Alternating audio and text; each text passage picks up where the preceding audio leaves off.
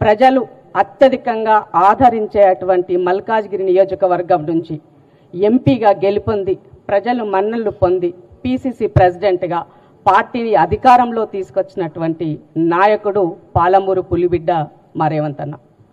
ఇవాళ రేవంత్ అన్న గురించి, రేవంత్ అన్న నాయకత్వం గురించి ప్రశ్నించేటువంటి నైతిక హక్కు సోకాల్డ్ సోదరిమణికి ఉన్నదా అన్నది ఆమె ఆత్మ పరిశీలన చేసుకోవాల్సిన అవసరం ఉంది. అమ్మ కొండ సుష్మా, నువ్వు చిన్నదానిలాగుంటే మంచిగా ఉంటుంది. నీ పేరు చిట్టి, చిట్టి లెక్క మాట్లాడితే మంచిగా ఉంటుంది. చిట్టి కాస్త కొంచెం పెద్దమైనటువంటి మాటలు, స్థాయికి మించినటువంటి మాటలు, అర్హత లేనటువంటి మాటలు మాట్లాడడం అన్నది సమాజం హర్షించదు.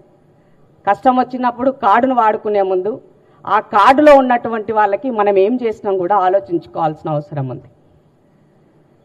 మీరు వరంగల్ నియోజకవర్గంలో అక్క బర్త్డే అనే సంతోషం కూడా ఉండకుండా పిల్లలు ఎప్పుడు కూడా తల్లిదండ్రులకి పేరు తెచ్చే విధంగా, వన్నె తెచ్చే విధంగా మెదులుకోవాల్సిన అవసరం ఉంది.